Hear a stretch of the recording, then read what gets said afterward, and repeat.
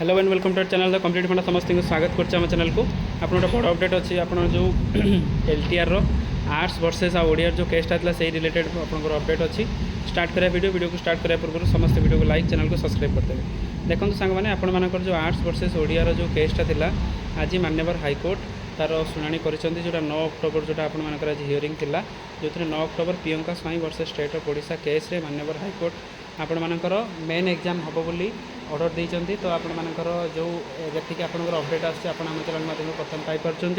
तो मान्यवर high court order देते जे मेन एग्जाम हम आउ आपण मानकर सविशेष तथ्यटा मुझे पाखे जनइबी जोटा कि आपण मानकर केसटा थिला कि आर्ट्स वर्सेस ओडिया केस थिला गोटे पिला जब जिनकर पाई से विषय से कौन हम से जोटा केसटा होता तो यहाँ पाखापाखि 4-5 मास केस चलता केस आज फाइनाली 9 अक्टोबर मान्यवर हाईकोर्टर जज रही जस्टिस दीक्षित केस ये जज शुणी कर मेन एग्जाम कंटिन्यू हम तापर नेक्स्ट जहाँ अपडेट आसो आपड़ जापर तेणु ये जिनसा प्रथम आप पाइपर आउ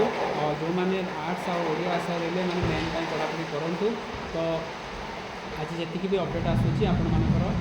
पिला किसी कटिंग नहीं जी पिला थे प्राय मेन एग्जाम हम तो मेन एग्जाम हेल्ले आप मेन एग्जाम पर पुणी आपर नेक्स्ट प्रोसेस जहाँ हम से हिसाब से एलटीआर प्रोसेस जमी चलो से हिसाब से चलो तेणु आपर मेन एग्जाम कंटिन्यू कर मेन एग्जाम हो सारापर जहाँ भी अपडेट आसो से जन दिए। तेणु आज यहाँ गोटे बड़ अपडेट आप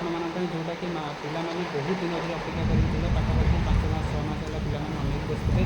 आपर पेसीएम सीजेड संस्कृत पीईटी सहित तेलुगु उर्दू टीचर मानकर जो परीक्षा सरीगला वेरिफिकेसन रेडी है आर्ट्स पिला टोटाल दुख देवाटा था तेना गोटे बड़ राय देते मान्यवर हाईकोर्ट जोटा भी देते सब पिला सपक्ष ही आसी। तो यापर राति आपर टोटाल कोर्ट ऑर्डरटा पलि आसो कौन मान्यवर हाईकोर्टर जज कौन कही पूरा डिटेल आपको थोरली आपको बुझेदेवी कि आज जोटा आप पर्यटन जो मैंने पूरा इंटरेस्टिंग सीट अच्छा से कही रखुच्छी आपर केस अपडेट है आप मेन एग्जाम हम आपने मेन एग्जाम रेडी हूँ। तो यहाँ आज अपडेट समस्त वीडियो लाइक करदेवे चैनल को सब्सक्राइब करेंगे जहाँद्वारा कि video next update LTR related सब वीडियो आप देखा।